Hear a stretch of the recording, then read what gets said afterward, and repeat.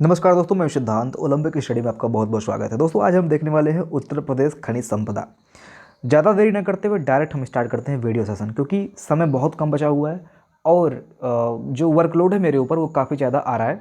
क्योंकि जो मॉर्निंग का सेशन मैं बताता हूँ आपको, डेली का टारगेट, उस पर भी आपको वीडियो देना होता है, प्लस एक टॉपिक कम से कम उस पर कंटेंट बनाना, प्लस आपके समक्ष वीडियो को बनाना, लगभग आधे घंटे का 1 घंटे का जितना बन जाए इस पे समय देना है, प्लस एक वीडियो एक्स्ट्रा आपको अपडेट संबंधित देना मैं चाहता हूं।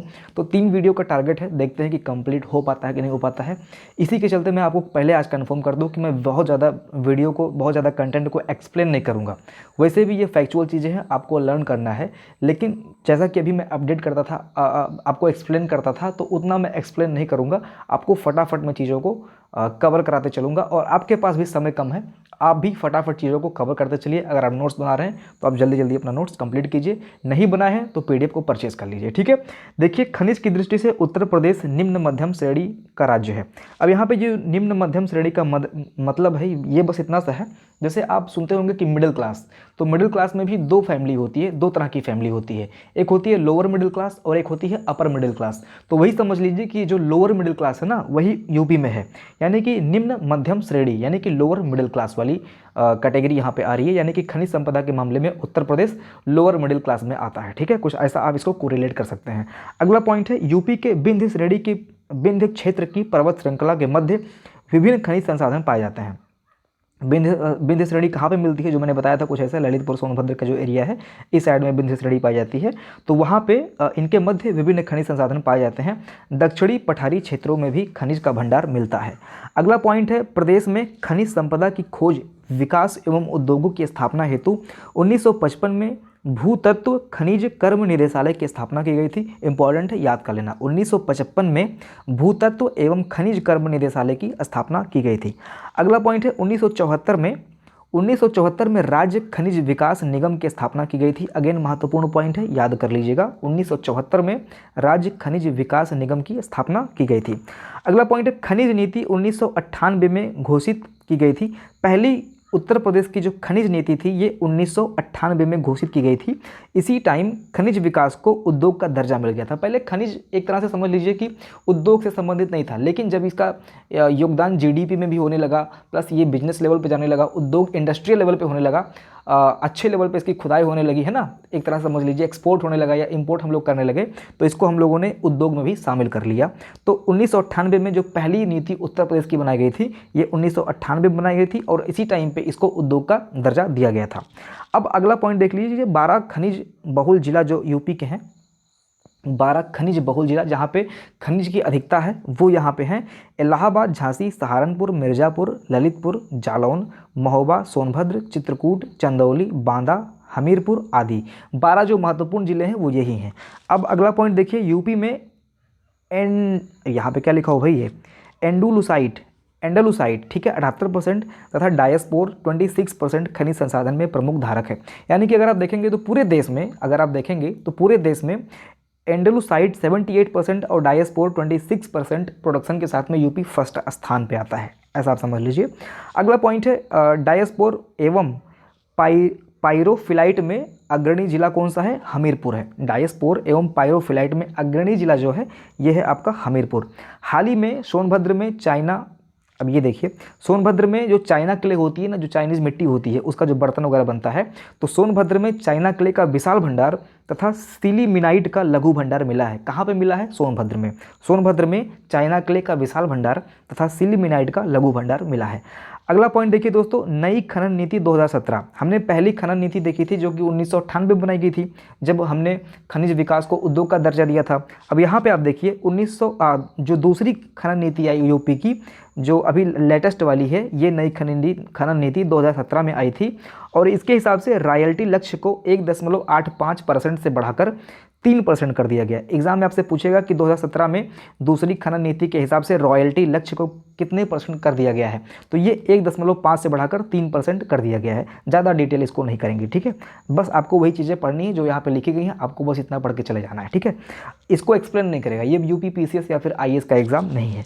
अगला पॉइंट देखिए, भारत के कुल खनिज उत्पादन में मूल्य के हिसाब से यूपी का जो भाग है, यूपी का जो हिस्सा है, कितने परसेंट यहाँ पे होता है मूल्य के हिसाब से प्रोडक्शन उत्पादन, तो ये 2% होता है। ठीक है, 2013-14 के हिसाब से 2% मूल्य के हिसाब से यूपी में प्रोडक्शन होता है खनिज संसाधन का, पूरे भारत के हिसाब से, भारत के कंपैरिजन में अगर आप देखेंगे। अच्छा, राज्य में मिलने वाले प्रमुख खनिज कौन कौन से हैं उसको आप देख लीजिए। राज्य में कौन कौन से खनिज हमारे यहाँ प्रमुख मिलते हैं। चूना पत्थर है, सिलिका सैंड है, बॉक्साइट है, डायस्पोर है, डोलोमाइट है, जिप्सम है, मैग्नेसाइट है, ओकर जिसको हम गेरू बोलते हैं, गंधक है, कोयला है। ये हमारे यहाँ प्रमुखता मिलते हैं। बाकी सोना, हीरा, चांदी ये सब भी है, लेकिन ये यहाँ पे हमारे यहाँ कम मिलते हैं, इनकी अधिकता हमारे यहाँ ज़्यादा है। ठीक है, अगला पॉइंट देखिए, एंडोलसाइट के भंडारण में जो देश में ये इसका प्रथम स्थान है। मैंने बोला था अभी, एंडोलसाइट प्लस डायस्पोर में पूरे देश में प्रथम स्थान है। एंडोलसाइट 78% एंड डायस्पोर आपका 26%। ठीक है, अगला पॉइंट है, चूने पत्थर के भंडार में देश में द्वितीय स्थान है। चूने पत्थर के हिसाब से पूरे देश में द्वितीय स्थान पे यूपी आता है प्रोडक्शन में, और कांच बालू के हिसाब से द्वितीय स्थान पे अगेन। ठीक है, यानी कि एंडोलसाइट डायस्पोर में प्रथम स्थान और चूना पत्थर कांच बालू के हिसाब से द्वितीय स्थान। ठीक है, अब देखते हैं कि कौन सा खनिज कहाँ पे पाया जाता है। ओके, यहाँ पे देखिए, चूना पत्थर आपका जो है ये सोनभद्र के कजराहट में मिलता है, मिर्जापुर के गुरुमा कराच बाबू में मिलता है, रोहतास क्षेत्र में भी आपका चूना पत्थर मिलता है। अगेन रिपीट कर रहा हूँ, सोनभद्र के कजराहट में चूना पत्थर, सोनभद्र के कजराहट में, मिर्ज़ापुर के गुरमा कराच बाबू एवं रोहतास क्षेत्र में भी चूना पत्थर मिलता है।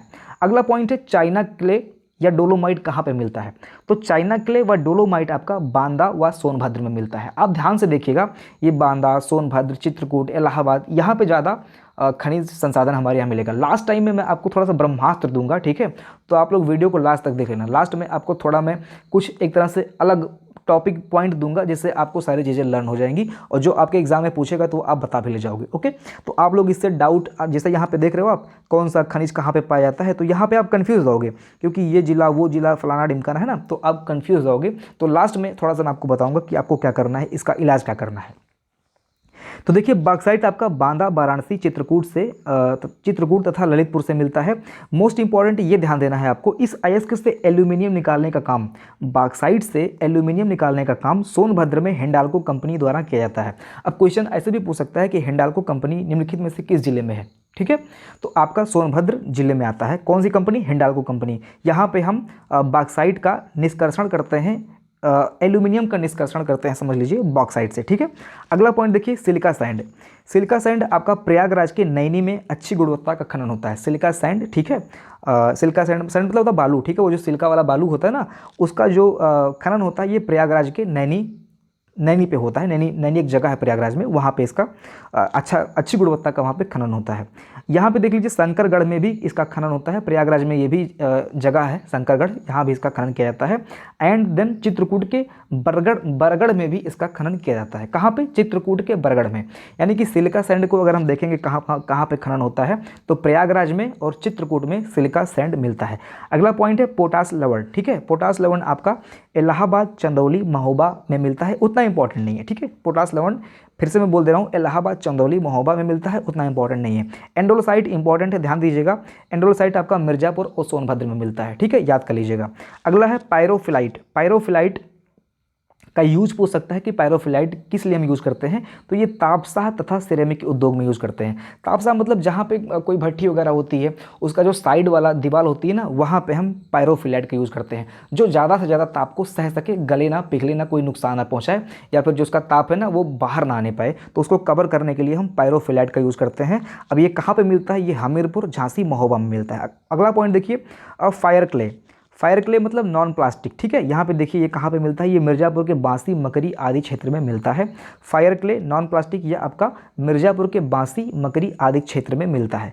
अगला पॉइंट है हीरा, जो कि हमारे यहाँ बहुत कम मिलता है। यहाँ पे जो रेड मैंने लिखा हुआ है, ये चीज़ें कम यहाँ पे हैं। जो ऊपर चीज़ें लिखी थी ये ठीक ठाक मिलती हैं। ठीक है, यहाँ पर जो चीज़ें लिखी हैं, जैसे हीरा हुआ, सोना हुआ, ये सब चीज़ें यहाँ पे, यूरेनियम हुआ, कम मिलता है। ओके, देखिए हीरा आपका बांदा में मिलता है, कालिंजर में। मोस्ट इंपॉर्टेंट जगह है, आप लोग याद कर लीजिएगा। आपके नहीं नहीं, जीएस में तो नहीं पूछेगा, यूपी में ही पूछेगा, ठीक है। तो हीरा आपका बांदा में मिलता है, कालिंजर जगह पे। सोना आपका शारदा तथा रामगंगा की नदियों के रेत में मिलता है। कहाँ पे मिलता है? शारदा तथा रामगंगा की नदियों के रेत में मिलता है, छोटे छोटे कणों के रूप में सोना मिलता है यूपी के शारदा तथा रामगंगा के नदियों के रेत में। तो अगर आप इसके आसपास रहते हो, शारदा और रामगंगा के नदियों के आसपास रहते हो, तो आप जाइए वहाँ पे खुदाई उदाई कीजिए, हो सकता है सोना मिल जाए, आपको तैयारी वारी करने की आवश्यकता ना पड़े, ठीक है। देखिए अगला पॉइंट है तांबा। तांबा जो है आपका, जस्ट 1 सेकेंड, तांबा आपका ललितपुर के सोनराय क्षेत्र में मिलता है। कहाँ पे मिलता है? ललितपुर के सोनराय क्षेत्र में। यूरेनियम आपका ललितपुर में मिलता है। अगेन इंपॉर्टेंट है, ध्यान दीजिएगा, क्योंकि कम मिलता है, इंपॉर्टेंट आईएएस का इंपॉर्टेंट खनिज है, तो ये आपसे एग्जाम में पूछ सकता है कि यूरेनियम कहाँ पे मिलता है। यूरेनियम आपका ललितपुर में मिलता है। अगला पॉइंट है संगमरमर। सुनो ना, संगमरमर, ठीक है। तो संगमरमर आपका मिर्जापुर सोनभद्र में मिलता है। कहाँ पे मिलता है? मिर्जापुर सोनभद्र। ये फटाफट मैं बोल रहा हूँ, आपका काम क्या है, आपको वीडियो को देख के पॉज करके अपना नोट्स बनाना है। बाकी जो पेड वाले हैं उनको तो मैं दे ही दूंगा, और अगर आपने परचेज नहीं किया है तो आप 75 रुपीज़ पे करेंगे। अभी जो नया रेट लगा है, ठीक है, रेट नहीं बोलूँगा, जो प्राइस मैंने डिसाइड किया है, आप लोगों से पूछ के, जिन लोगों को मैंने दे दिया था पेड, जिनको मैंने दे दिया था, उनसे मैंने पूछा कि भाई कितना रखा जाए। उन लोगों ने कहा सर जी 200 150, मैंने कहा नहीं 75 कर देते हैं, ठीक है। 75 भी एक समझ लीजिए कि एक तरह से जायज़ प्राइस है, बहुत सारे बच्चे इसको परचेज कर सकते हैं, ओके। अगला पॉइंट है एस्बेस्टस। एस्बेस्टस ये जलता नहीं है, ये पदार्थ जलता नहीं है। तो एस्बेस्टस जो है यह आपका मिलता है मिर्ज़ापुर बड़गांव क्षेत्र तथा झांसी में। कहाँ पे मिलता है? मिर्ज़ापुर बड़गांव क्षेत्र तथा झांसी में मिलता है एस्बेस्टस, ठीक है।